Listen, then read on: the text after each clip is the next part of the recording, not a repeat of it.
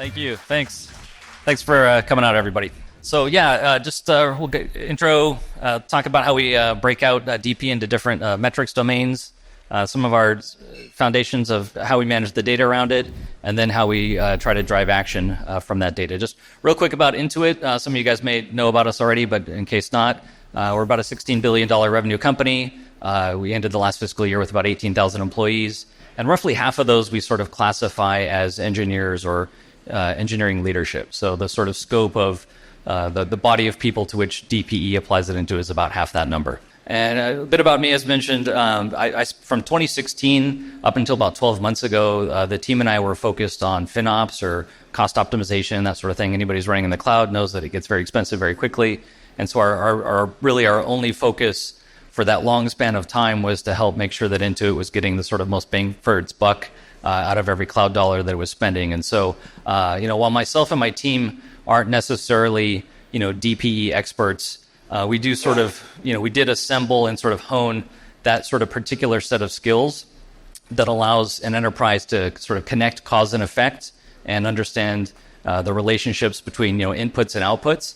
And so about 12 months ago, we got our scope expanded from FinOps to now also include DPE for Intuit. So all of the same sorts of using data and analytics, business intelligence, and various means of communication and influence. For the past 12 months, we've been driving to try to up-level Intuit's approach to the DPE space. And just quickly, sort of how I think about it, or how we break down the different metrics domains. Velocity is certainly a key part. That's presently a big focus of Intuit. We want to make sure that we're compared to most of the companies I've seen here, we're a grandpa. Intuit started back in the 80s. So the internet being invented was something that Intuit had to evolve through, and then cloud, and today AI. All of these things, Intuit's had to sort of reinvent itself and force itself to evolve quickly through that. And more than ever, we're competing against small startups and things. We're big old companies, so velocity is very important to us. That we're able to move quickly, be dynamic and adaptive, and we measure that very closely. Another thing is operational excellence. There's lots of different sort of things that go into that, but availability, the performance of applications, the quality, bugs and defects that we're finding, and how well we're responding and preventing, but also managing and responding to incidents that occur. For us, we make a lot of our revenue on tax day. So there's a whole lot of pressure to make sure that things work really well at those times.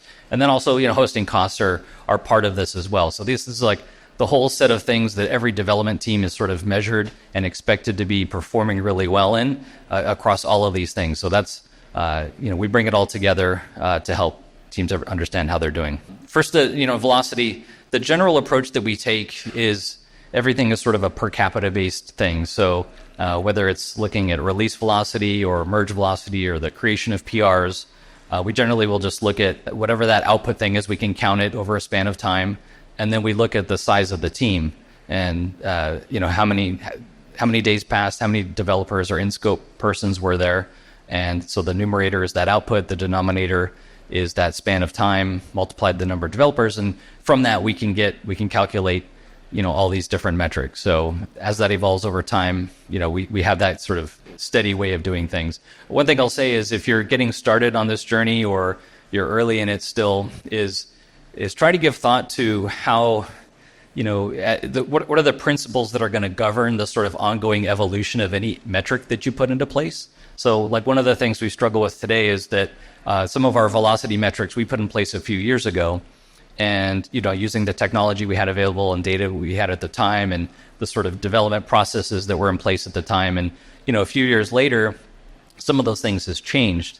And there's sort of a trade-off here of, hey, with the data that we now have available, we could actually make this metric a little bit better. It might, eliminate some noise or just sort of provide a tighter sort of, correlation to what's actually happening. But the problem is that now that we lose that continuity, like it loses its value to compare to ourselves a year or 2 years ago. So that's something that, again, there's no sort of right answer in how to go about this, but it's something that, like, if you haven't already cemented how you're doing these things, try to get the people that are going to be the decision makers for how the company does it to sort of agree to the principles, so that if you do evolve the metric, you're doing so in a way like the principles aren't evolving, but the metric can. This is we have a portal inside Intuit we call Dev 360 that brings together velocity with all the different things. And so this is just I'm a development manager as well, and so this is kind of what I see when I'm looking at my velocity. I see for releases and merges, I have targets that I'm expected to hit. I can see how I'm tracking against those targets. I've blurred out sort of the hard numbers, but the idea is that I can see before that month is over if I'm going to make it or not, and what I need to do to get to my target. And sort of below that, down here, there's this best practices section where the things at the top I think of as sort of the output metrics. These are the things that I'm measured by and expected to deliver continuously. The bottom, these best practices, these are things that we've found through our own sort of research and correlation analysis that help improve the output metrics, right? So I'm not. There's no sort of like expectation of adherence to these best practices, but they're things that we've found help the company. And I don't know if anybody caught the Atlassian talk earlier on PR complexity. That was a really great one.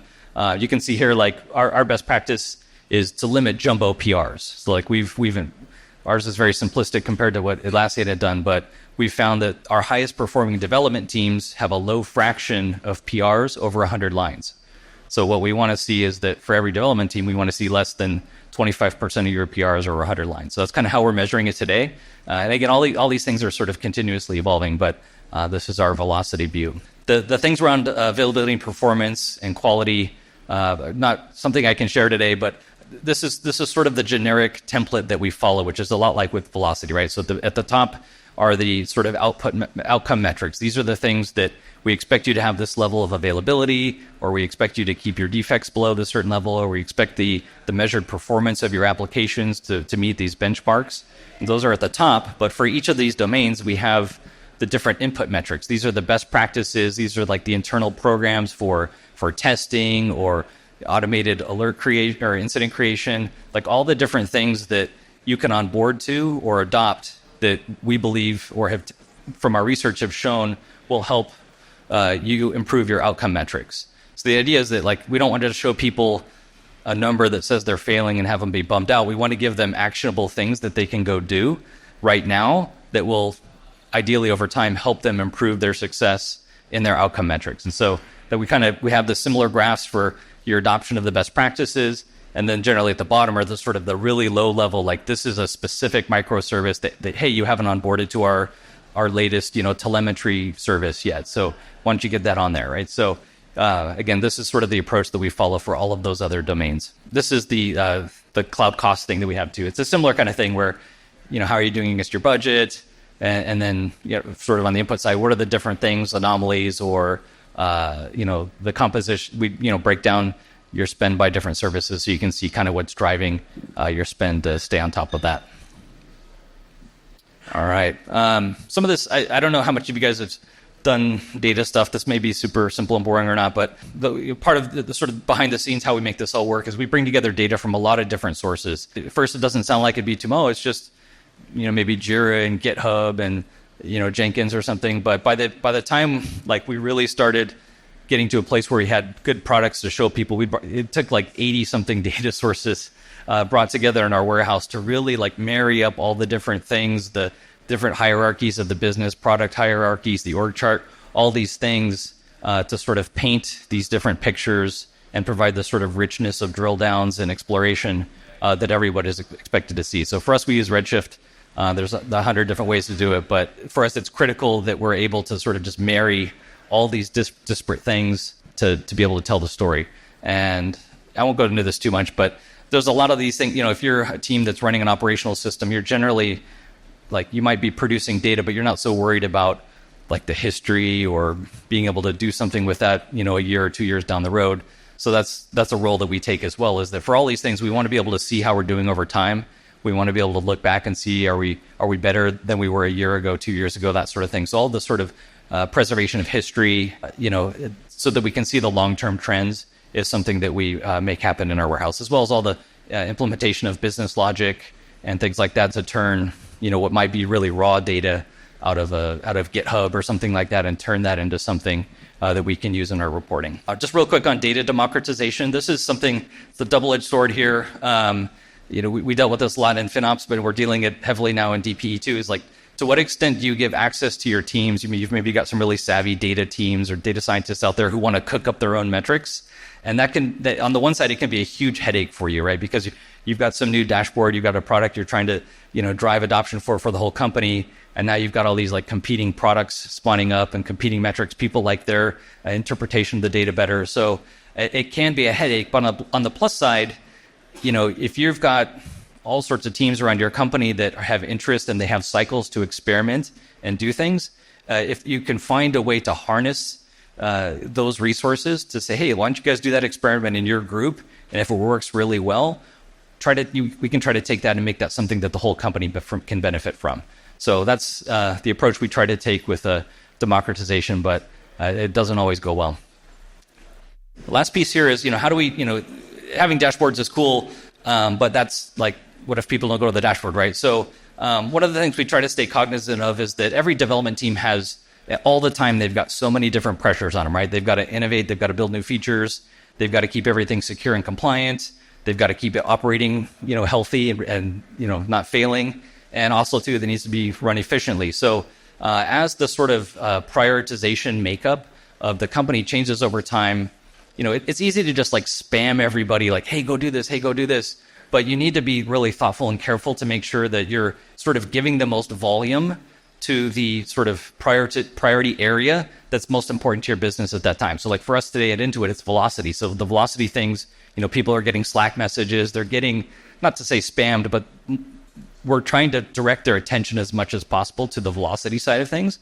But if 6 months from now or some point in the future it changed to some other facet of the operation, we have the means to sort of quiet velocity and to bring more volume to those other things. So I think that's just something that's important, that everybody's sort of getting their attention focused to the priority area for your organization. And yeah, this is just an example of a Slack message we send out for folks for velocity. So it's not, people are having to wait to go to the dashboard, that may be too late, right? So Slack and alerts and other things are an important part of rounding out your communication sort of strategy with the enterprise. And that's all I have. Thanks.